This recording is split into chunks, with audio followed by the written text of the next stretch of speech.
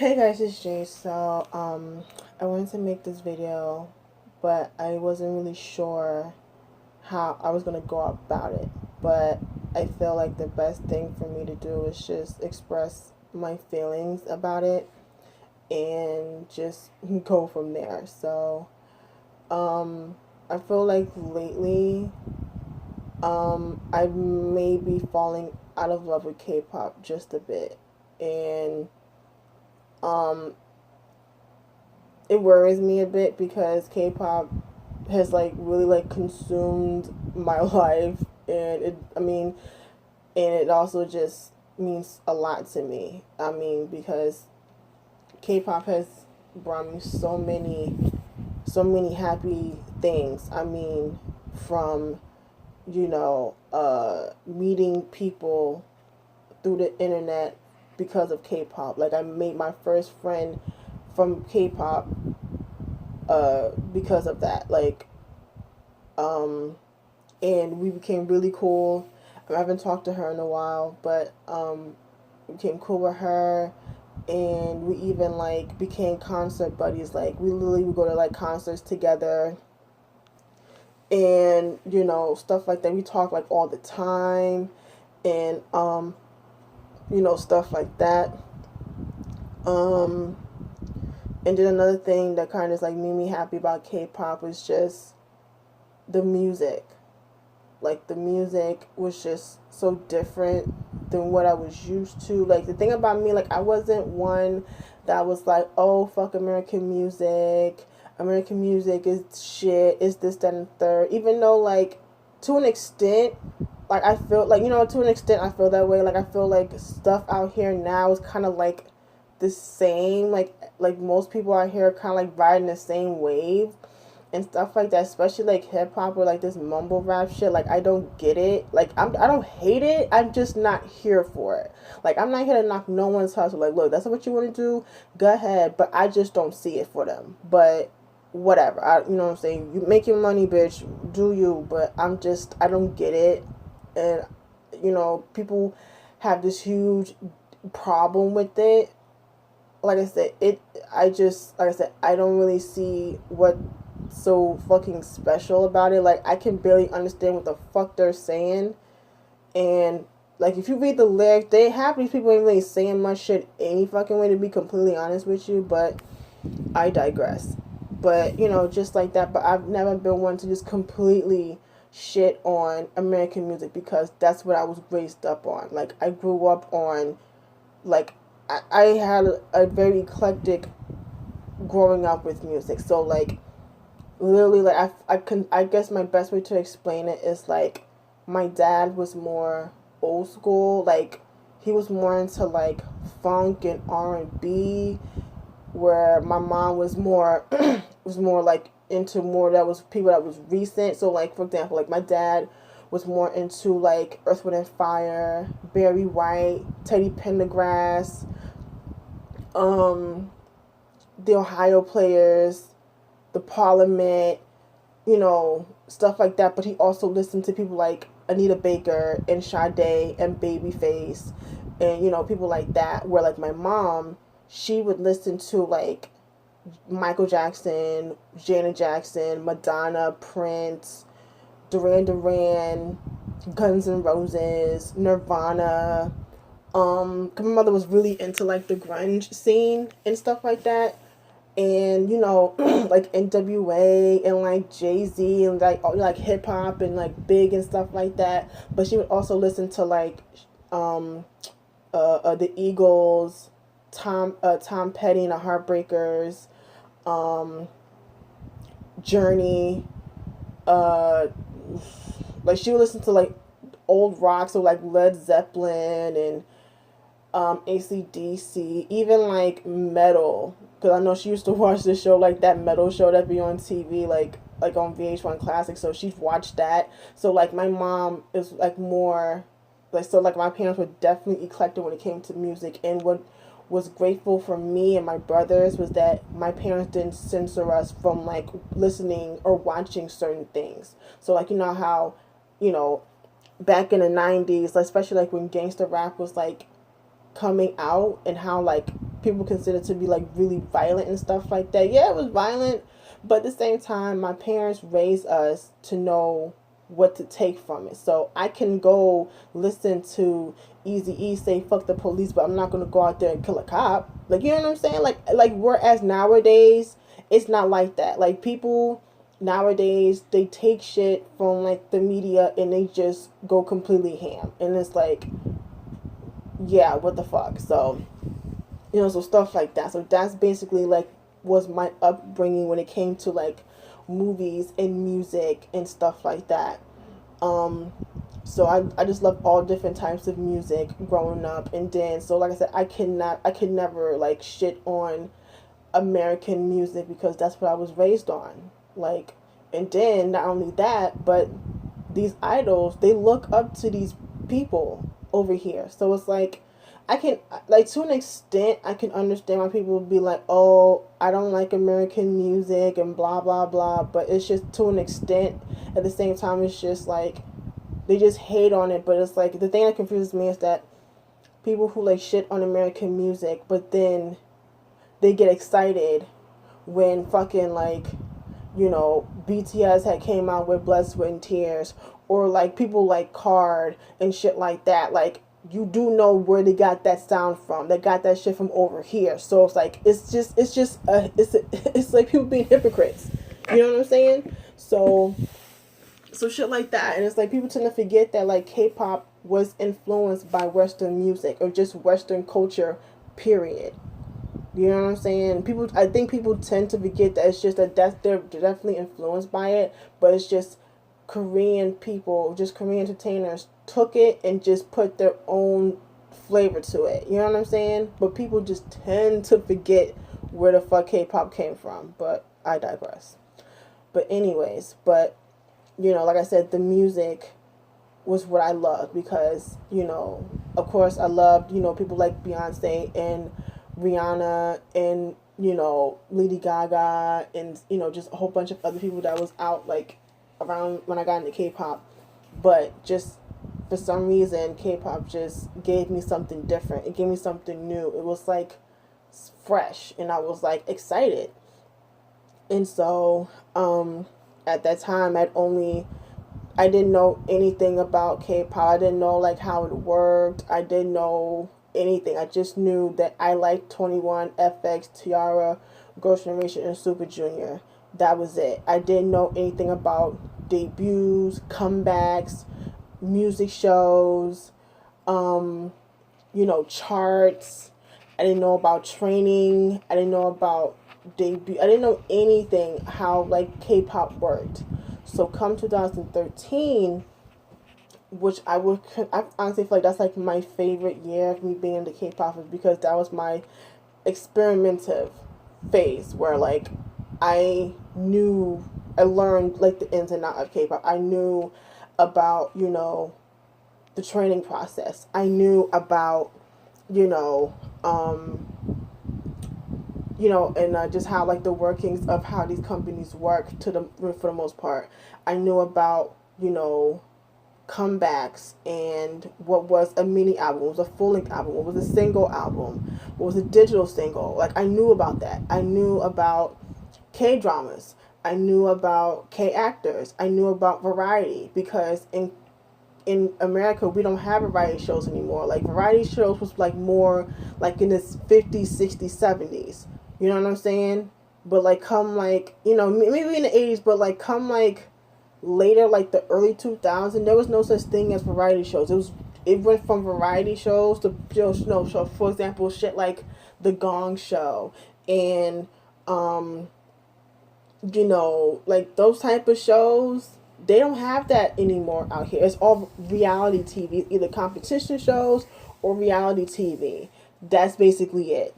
So I grew up on variety shows back in the day, but you know, I didn't know that they had those types of things in Korean entertainment. So it was definitely an eye opener. So I learned about, you know, variety shows. I learned about, you know, I learned about a lot of things that I didn't learn about before. And then not only that, but it also brought me to find out about other groups that I didn't know about before. So of course, you know, if I remember anyone I discovered in 2013, so like Big Bang, BAP, Block B, Shiny, Infinite, Teen Top, VIX, Beast, 4 Minute, Miss A, 2 p.m. Um, and then like BTS was like my first rookie group that I ever, you know, discovered. EXO, no, I think I got into B1A4 2014. Even like K hip hop, I didn't know what the hell K hip hop or K R&B was. So like Doki and Jay Park and Benzino and The Quiet and Zion T, like those were like the first like K hip hop, K R&B acts that I discovered and stuff like that. You know, so it opened me up to K hip hop and stuff like that. And you know, and then not only that, but just you know, that's when I first started collecting. Like I never really, I mean, I bought CDs and stuff like that. So I guess you could say I kind of like was collecting before, but like I feel like it was something that it really took a lot of my time and energy was when I first started collecting albums. So like when I first found out that I can buy, because I've always wondered when I got into K-pop, I'm like, well, how do I buy the music? Like, how do I get it? Like, I want to buy this music, but I don't. I thought that you could only buy it if you were like from Korea. Like, I had no idea there was places like Yes Asia and stuff like that at the time. I had no idea until I found the website K-pop Heaven, and then I found out that they were based in Connecticut. We all know I live in Jersey, so I was like, holy shit, I can buy albums. And I was like, oh my god, and that's when I was buying albums like all the time, and then you know, and then that's when I was, you know, buying albums, and then I knew that's when I started watching unboxing videos, and so I'm watching unboxing videos, you know, watching those videos and seeing what the albums look like because, you know, out here in the States, we only just have the jewel case, the album jacket, and the CD. Like, you know, there was no such thing as like photo books and photo cards and other extra stuff that people put in these albums. And then the packaging was like, holy shit, I've never seen shit like this before. I didn't think that shit existed until I started buying albums. And that was exciting because, you know, I would watch these videos, you know what I'm saying? I was watching Tina's videos and be like, oh my god, this packaging is good, or I'm not really too fan of this packaging, or the packaging sucks for this certain album, blah, blah, blah. And then, you know, they'll be like, okay, do I want to buy this, or do I just want to just, you know, buy this song off iTunes, da, da, da. And so that's when I started buying albums, and I would get excited, you know, and then the fact that I was getting packages, because at my house I was the only one that was buying packages. So if there was something that came, it came from me. So like like I guess like more exciting parts, if I knew that something was coming in the mail and I wasn't home, and I would come home and I see like a box on my table, then I'm like, oh great, I have something. Or like I'll be in my room and then my mom or brother be like, oh Jay, you got something in the mail and stuff like that. And so it was like that, and then it's like I've gotten stuff from like all over the world, like all over the States, Canada, the UK, um, Korea, obviously, Japan, Indonesia, Malaysia, Singapore, Brunei, uh, Cyprus, I think Croatia. You know what I'm saying? Like I've just gotten like packages from places like I never would have thought I would get anything from. So it's just that was just exciting. And then another thing that really, you know, uh, got me, like that brought me happiness when it came to K-pop was just, you know, of course when I started making YouTube videos, like that was never in my plans to be a YouTuber. I never thought of that. Like I had a YouTube channel, like I had my YouTube channel since 2006, but I just had it just so I can like watch videos. Like I never, like I made videos, but I was never on camera. Like I remember I used to take videos of like my school's like talent shows, or like when I would go to concerts. Like those were like early fan cams. Like they weren't even called fan cams then. It was just like, okay, someone took a video of this, you know, thing. So yeah, like fan cams from like concerts I used to go to, like when I went to go see like Gwen Stefani and like J. Cole and like the Danny Kane, like the Making a Band tour and shit like that, like concerts I would go to and I would record stuff like that. Um, so that was basically what the videos were on my channel, or just videos of like me and my friends just doing stupid shit. Like that was what my channel was before. But then, you know, my friend India, she was like, you know, oh, you should try and make videos, because you know at the time I really like watching reaction channels. So like I used to always watch like Dre and KML and Jasmine and Courtney and K Spazzing and Mr. Popo and those were like the main ones I watched, but there was like other people that I watched too, but they don't make videos anymore. Or like Patrick, or but yeah, it's like people that don't make, they just kinda like just fell the face of the earth, like don't make videos anymore. But like stuff like that. And but I was like, I wasn't really comfortable being in front of the camera. So I was like, and then I was like, I really didn't have like the equipment to make reaction videos. I was like, I don't know about that. But then she was like, you know, you should just make a YouTube channel. I was like, you know what, fuck it. So that was December 27th when I got my first huge haul of stuff, was when I got my stuff for Christmas. And you know, if y'all have ever seen that video, like it was literally, I literally just played what was it? What was the song? Oh, it was EXID's Up and Down. I played that song from my phone and I recorded from my iPod. And I just literally just showed what I had. I didn't even speak. I just showed what I had, and then I was it. Because I remember I used to see people who used to do hauls, do shit like that. Like they would just play a song in the background and just show what they had, and like that was it. Because I was too scared to talk. And I did the same thing when I got like another thing. But then the first time I spoke was when I did my collection video. And that took, I swear I had to record that video like 4 times, because I kept messing up and I kept getting nervous, and like it got to the point where like my throat was getting dry because of how much I was how much I was talking and shit like that. But yeah, so then, as y'all know, I started making videos since then. And then, you know, at the time I had a job, so I was like buying albums like crazy in 2015. Like, oh my god, like every month I had like a whole bunch of albums. And then of course, you know, my mom, my brother be like, oh, you got another package, da da da da. And I would be so excited to, you know, make videos. Like, and then, you know, I was always excited because, you know, of course I would, you get up on my table, set up my camera, because that was when, at first I was using my iPod. As y'all know, I used my iPod, so I had to like do shit with one hand. But then my mom found a camera, so like I literally begged her to let me use it. And then that's when I found my old camcorder tripod, and that's when I started using my old camera. So I was able to actually like use both of my hands to record and shit like that. And you know, so I can like show you guys and not have to like struggle with like one hand and shit like that. Yeah, and then that's when like I was just always excited to make videos. Like every time I got a package, I would be like, okay, I gotta make a video.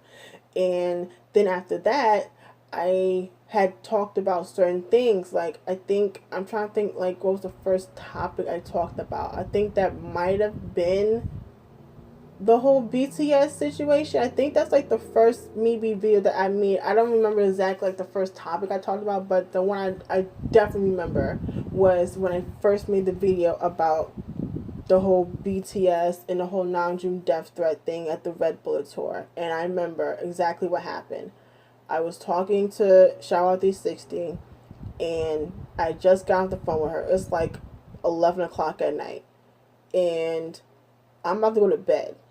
So I got off the phone with her, and I'm going through Tumblr, and all of a sudden I just see a bunch of shit going on. Like, oh my god, I can't believe what happened. I'm like, what the fuck's going on? And I look up and I found out what happened. So I was infuriated. I immediately grabbed my iPod, and I started recording, and I was so pissed. Like, I'd never done that before, but I just I just I just went off, and then all of a sudden, a whole bunch of people was like watching it and liking it and left comments, and there was, we was all on the same consistent, like, you know in the same level as, like, yo, there was some bullshit, this, that, and the third. And then, that was like my most viewed video. Well, I mean, like, when I started making K-pop videos, I was like, holy shnikes.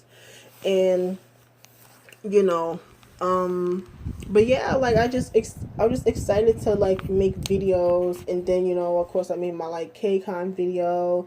And then not only that, but then, I found out about Google Hangouts. So then, other people that I would watch videos from, that was unboxing channels. And then, you know we all came together, and we would just talk, and we all got to know each other.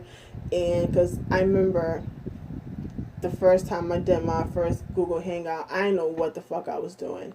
I literally just grabbed my computer, which was like really shitty camera, and I, for like 2 hours, I think it was like 2 hours, I literally just had my music playing, and I was sitting there eating. And I would look at the screen occasionally, and to see if anyone was going to join, because I didn't know how it worked. I was like, I didn't know what the hell I was doing. And then I didn't realize that y'all can see me eating. I was like, oh shit. So I had to, like, delete it with the quickness. And then that's when it was like me, Alex, Shower D60, Randomly 2011, Shine Baby Muse, Wife Like This, like, and like a couple of other people. And we were just all on, we just decided, we just did Google Hangouts like a different way. And then that's when we started doing Google Hangouts. And those were things that I was so looking forward to, like every other week, or like every week. Like, we would all get together, we all pick a time, because, we all lived in different time zones and shit like that. And then we would just speak on the phone for hours, just talking about anything and everything. And then it's like we've all grown relationships with each other, and and that still means a lot to me. Like, we don't do them as much, because shit happens, people work and stuff like that. But, like, I know Mason does them from time to time, which is cool. But, it's just crazy how, like, that was, like, the shit I would look forward to, like, on the weekend. Like, it's Friday night, I ain't doing shit. Or it's Saturday night, I know I ain't gotta do nothing the next day. Or, like, I'm off the next day, so I can be up all night. And we'll just be on there for, like, hours. And then my mom will come in, she'll say hi and stuff like that. So, you know what I'm saying? I'm just talking about the things that K-pop, made me happy. And I will definitely cherish those things forever, because I feel like just K-pop really changed my life in a good way. And it's also got me through some bad times. Like, just I've had definitely, like, financial struggles throughout the years. But even with that, trying to find work and stuff like that, just listening to K-pop just made me happy. And then, when my mom got sick, that was very difficult for me. And then it got to the point where, like, having to deal with, like, work, and then my mom, and then worrying about her, it drove me to the point where, like, I had a panic attack. I don't think I've ever talked about it, but yeah, I had my first and ever panic attack 2015. It was like June. It was after my mom, like, a while after my mom's surgery. And I was just stressed, because I was worried with my mom. And then, she had to go through radiation and chemo. And then I was, dealing with work. And then, like, I was always getting, like, these crazy hours. So I was, like, constantly working. And, like, I barely really had time for myself. And it just got to the point where, like, I literally thought I was going to die. Like, I was so scared. And I feel like that was like a dark point in my life because I didn't know what the fuck was gonna happen to me. I just remember I was at work and I, was at my register and I just knew something wasn't right. I just knew something was wrong. And I remember going to my manager, my floor manager, Amanda, and I was like, please tell me I'm not crazy, but is my heart racing? And she was like, well, it's beating kind of fast. And then she was like, I was like, I'm scared.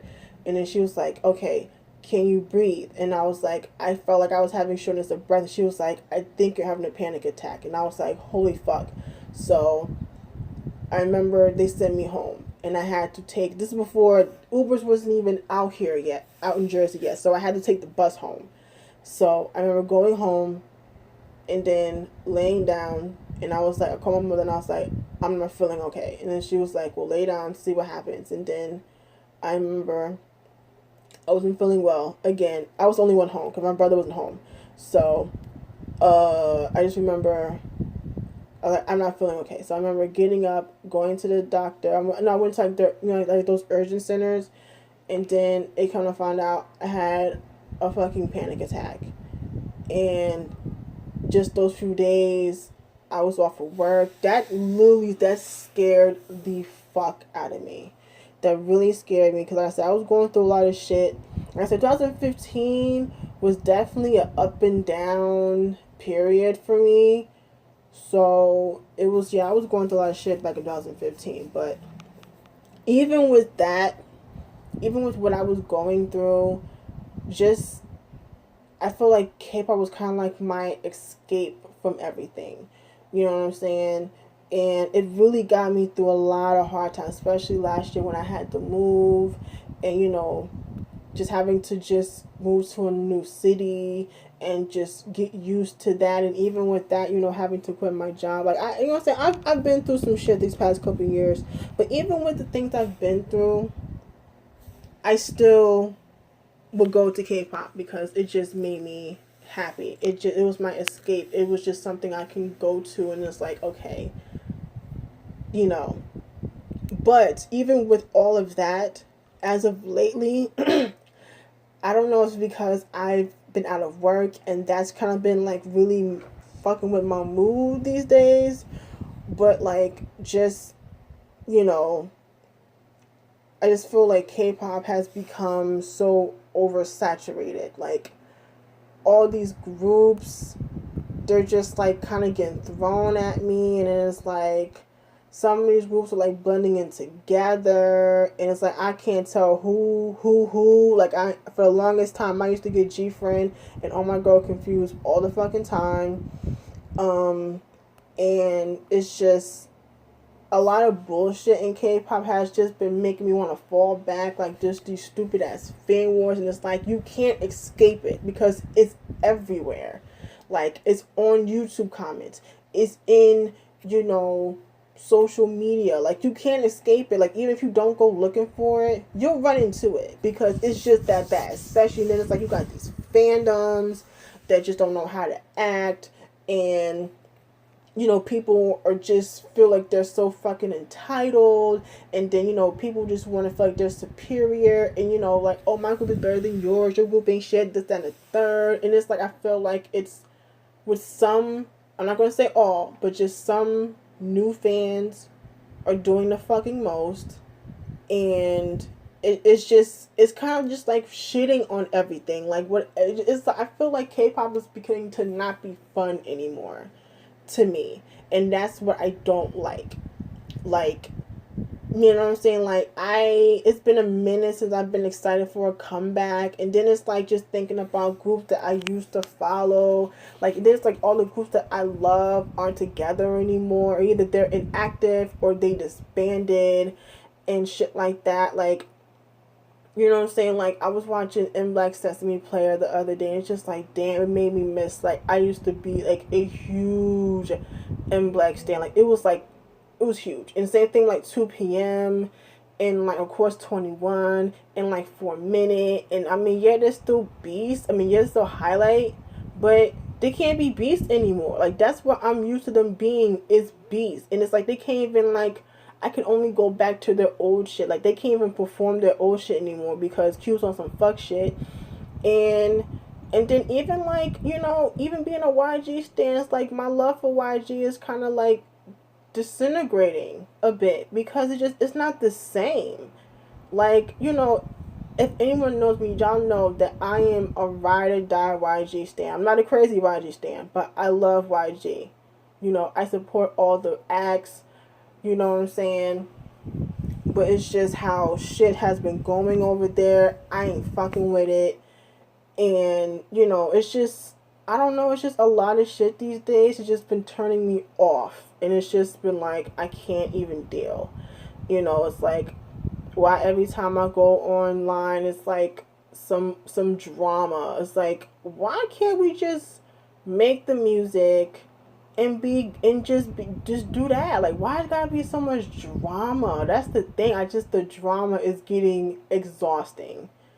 And that's I feel like that's kind of what is kind of leading me to like kind of want to fall back for a bit. Like, I'm not completely out of it because I don't see myself completely saying fuck K-pop, but it's just like, just everything that's been going on lately has been turning me off, and it's been making me want to fall back from K-pop. And that's what scares me, because K-pop has such a huge influence and impact in my life so much that I don't know what I like. Honestly, like, I've thought about like what, like, would I still be into K-pop years from now? I don't know.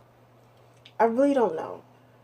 But yeah, like I said, just everything that's been going on lately just been like, I'm not with it. I'm not here for it. It's just exhausting and nauseating. It's just like, can we just get back to when, you know, people would just have comebacks, and then people would be excited over the music, and not, you know, people would just worry about numbers and views and charts and shit and awards. Like, just worry about the music. That's what's important.